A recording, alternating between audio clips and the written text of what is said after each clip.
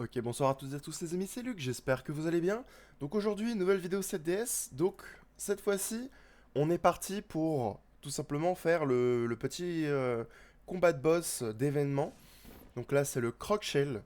Donc, en fait, il y a une petite technique. Il y a quelques petits trucs à faire.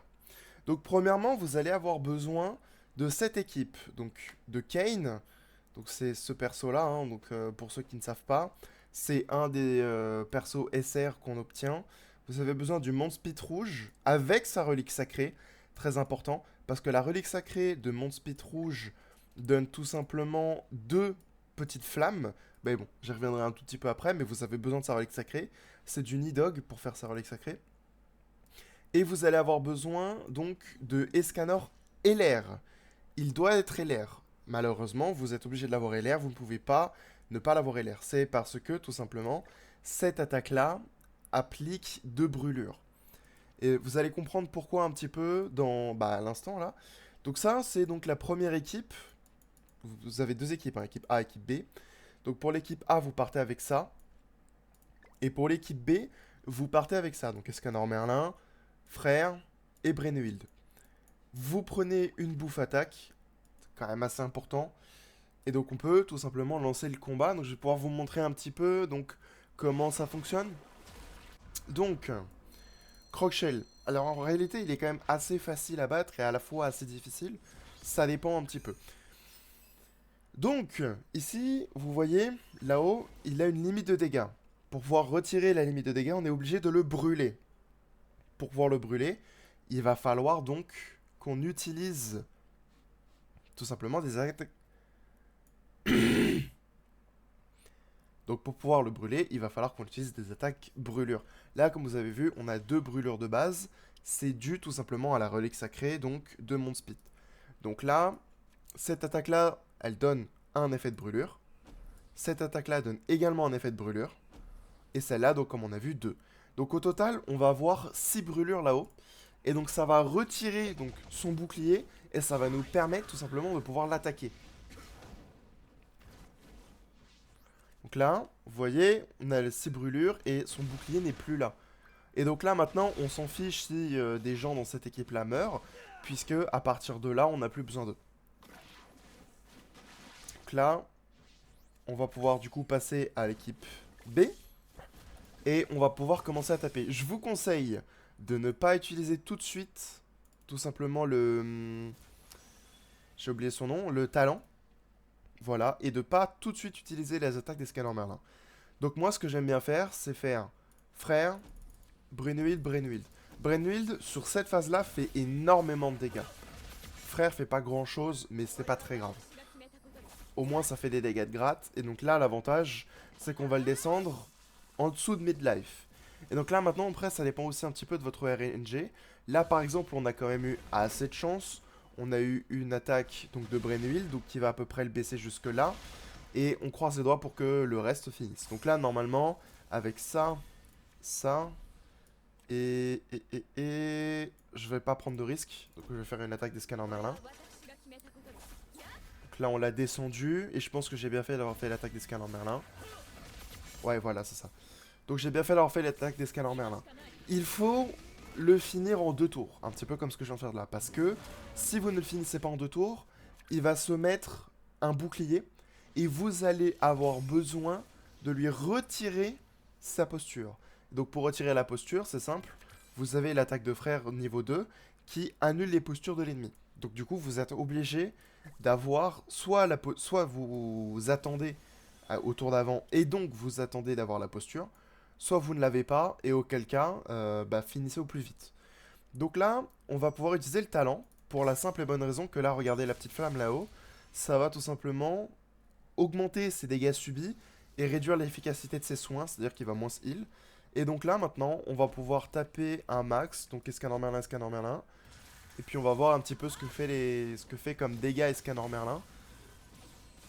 Donc là, vous avez vu, on a quand même retiré 4 petits rectangles.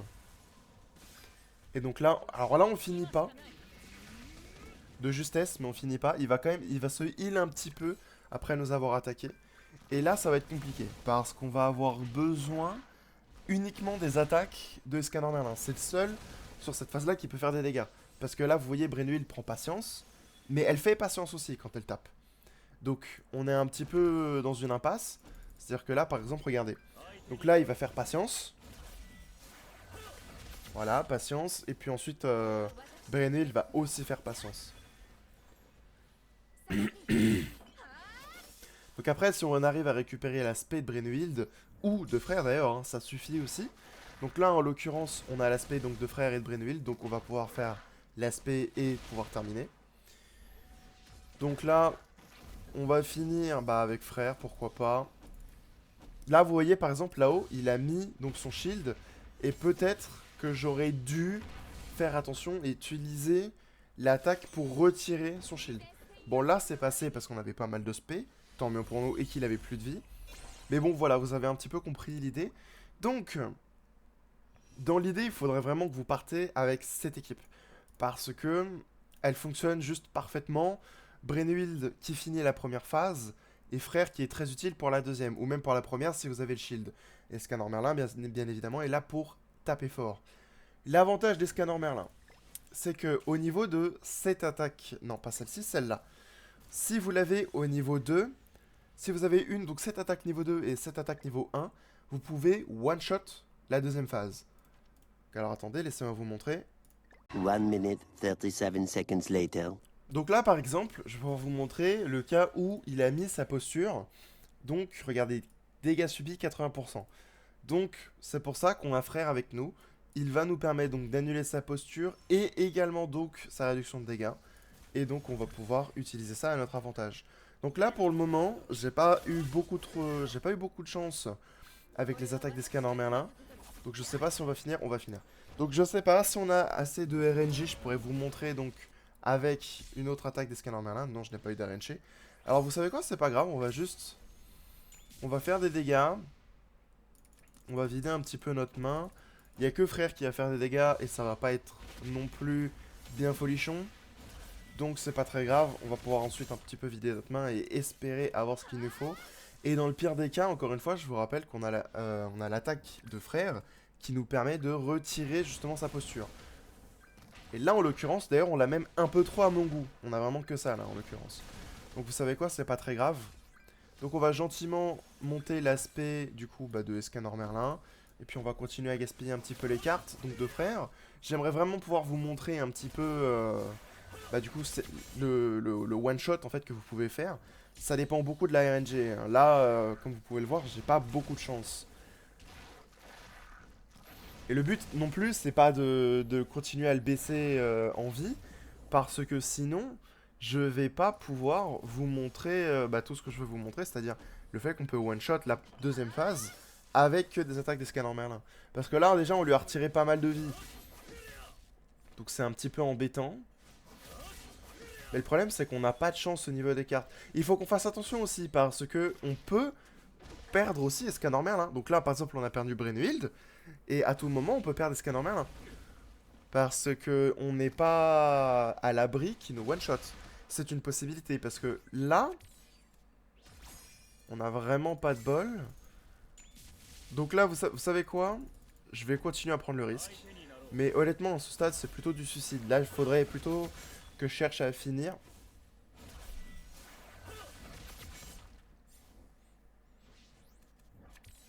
On n'a pas de RNG, hein, c'est pas possible.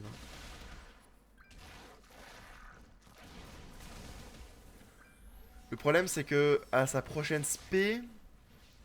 Qu'est-ce que c'est que ça? Oh, c'est une autre forme! Stylé. Je savais pas qu'il avait une autre forme, vous voyez. Je viens d'apprendre quelque chose. Écoutez, on va continuer un petit peu à vider notre main. Ah, on peut le taper maintenant. Ok. Bah écoutez, je pense qu'il va falloir qu'on termine. Puisque ouais, on n'a pas de chance. Oh, on a tout juste survécu avec frère. D'accord, j'ai un... Ouais. Super, maintenant que j'ai les cartes, je peux plus vous le montrer. Parce que je peux plus taper qu'une fois. Mon dieu, ça va être long.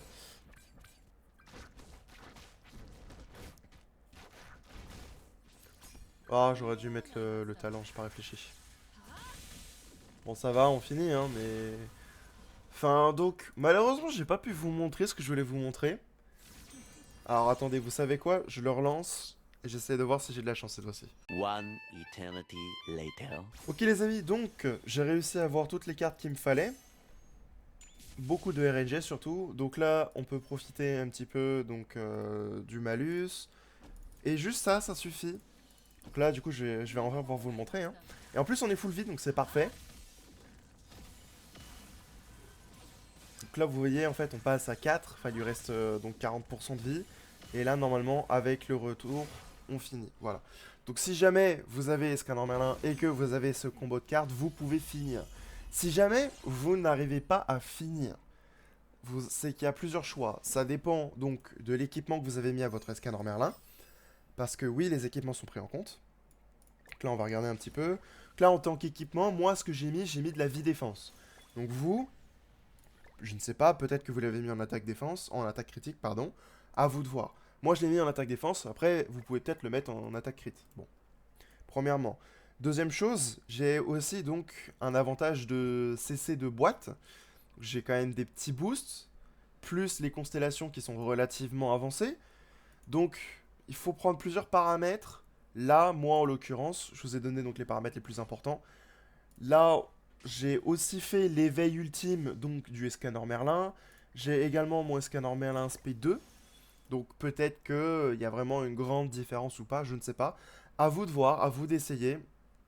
Mais normalement, avec cette équipe, vous devriez passer très très vite. Ok, donc juste avant de finir cette vidéo, je vais aussi un petit peu pouvoir vous montrer ce qu'il y a donc dans la petite boutique d'échange, donc notamment avec le croco.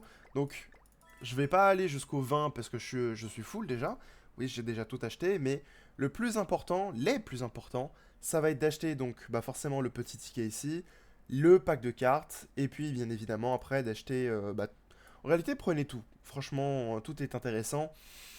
Et là-dedans, bien évidemment, vous devez prendre les packs de cartes pour vous permettre d'avoir donc le tout simplement set de cartes.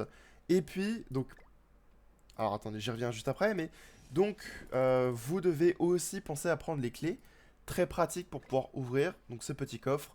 Il y a plusieurs trucs dedans, donc là en l'occurrence par exemple, là il y avait donc un pack de cartes, donc important que vous le sélectionniez. Et puis ensuite après en dessous, vous pouvez choisir ce qui vous tente le plus. Donc là, en l'occurrence, ça me paraît quand même assez logique.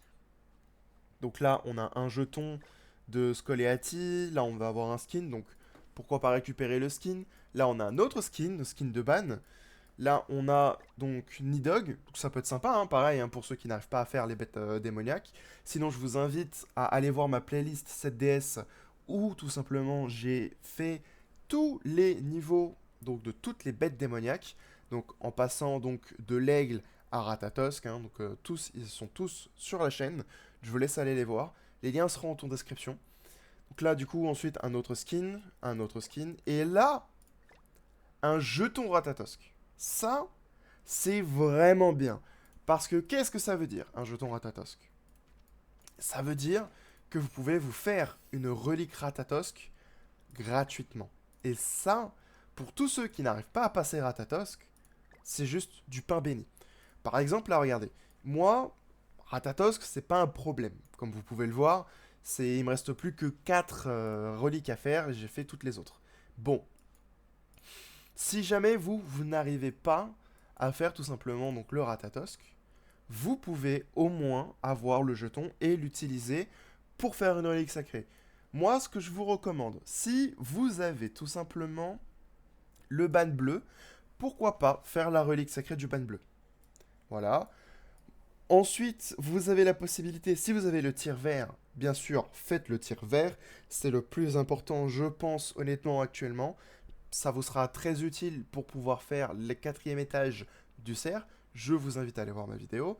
Et vous pouvez également faire la relique sacrée de Thor, qui est une relique sacrée qui est également très puissante, que ce soit donc pour le cerf ou pour l'aigle.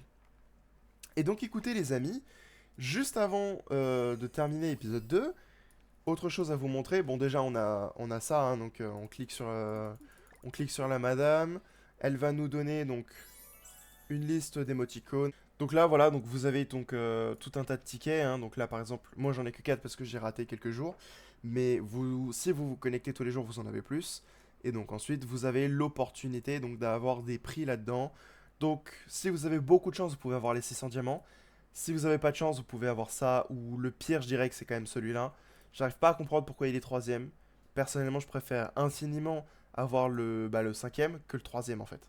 Pour le coup, vraiment. Même le quatrième est plus important et intéressant que le troisième. Enfin bref, c'est qu'un détail. Et donc, pour en finir, vous avez donc ici, voilà, donc les catastrophes. Donc vous avez Lilia, vous avez Estin et vous avez Sabnak. Vous devez faire chaque niveau, ça vous donnera donc des petits fragments. Alors les fragments dépendent bien sûr en fonction de chacun. Donc là, Lilia, Estin et Sabnak, hein. Et vous pouvez donc acheter différents trucs. Donc moi, ce que je vous invite à faire, c'est d'acheter d'abord les cartes, enfin les packs de cartes. Comme ça, vous pouvez avoir le set de cartes. Ensuite, vous vous focalisez sur les clés, parce que c'est très très important, hein, ces clés-là. Encore une fois, je vous en ai parlé tout à l'heure, mais c'est pour ouvrir tout simplement la boîte à cadeaux. Et puis ensuite, après, vous pouvez prendre ce qui vous tente. Et donc écoutez les amis, c'est tout pour aujourd'hui. Donc si jamais la vidéo vous a plu, n'hésitez pas à laisser un like, à vous abonner, ça aide grandement la chaîne et vous pouvez toujours vous désabonner ultérieurement si vous changez d'avis. Sur ce, c'était Luc, à la prochaine.